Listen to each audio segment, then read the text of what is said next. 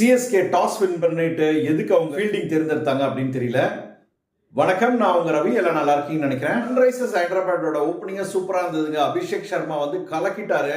15 balls 50 runs அடிச்சிருந்தார். உண்மையிலே சரியான கேம் அப்படின்னு சொல்லலாம். T20 ஸ்பெஷலிஸ்ட் அப்படின்னு சொல்லலாம். அபிஷேக் சர்மா சூப்பரா விளையாடிட்டு இருந்தாங்க. 194 20 ஓவர்ஸ் எடுத்திருந்தாங்க. நம்ம அதுக்கப்புறமா ஓரளவுக்கு தாக்கு பிடிச்சோம். ஆனா 184 ரன்ஸ் எடுத்துட்டு 10 ரன்ஸ் வித்தியாசத்துல தோத்து போயிட்டோம்.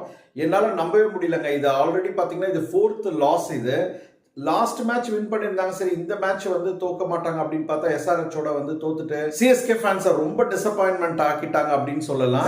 இந்த கேம்ல எதிர்பார்த்த மாதிரி இல்லைங்க. இந்த கேமும் பாத்தீங்கன்னா ஒரு 50 ரன்ஸ் கூட சிஎஸ்கே பேட்ஸ்மேன் யாருமே எடுக்கல. அப்புறம் எப்படி ஒரு கேமை வின் பண்றது? சோஷியல் மீடியால எல்லாரும் நம்ம பார்த்துட்டு இருக்கிறது, அந்த ஸ்டேடியம்ல ஹைதராபாத் ஃபேன் எலுமிச்சை பழத்தை வச்சு மூஞ்சில ஒரு மந்திரம் பண்ணி அப்படியே அவர் காமிச்சோன்னே அடுத்த பால் சிஎஸ்கே பேட்ஸ்மேன் போல்ட் ஆகிற மாதிரி ஒரு சீன் காமிச்சிட்டு இதுக்காக சிஎஸ்கே பிசிசிஐ கிட்ட கம்ப்ளைண்ட் ஃபைல் பண்ணியிருக்காங்க அப்படின்ற மாதிரியான ஒரு நியூஸ் இன்னைக்கு சோஷியல் மீடியா ஃபுல்லாக பரவிட்டு இருந்தது. நீங்கள் பார்த்தீங்களா? இன்ஸ்டாகிராம் ஃபுல்லாக இந்த வீடியோ தான்.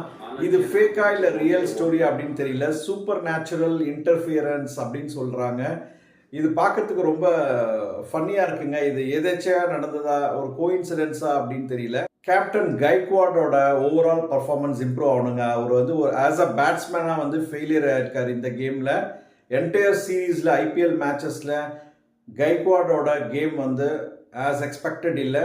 டெஃபினட்டாக நெக்ஸ்ட் மேட்ச் நல்லா வருவாங்க. நானும் சிஎஸ்கே ஃபேனாக உங்களை மாதிரி எதிர்பார்த்துட்ருக்கேன். Signing off, Chennai Indian.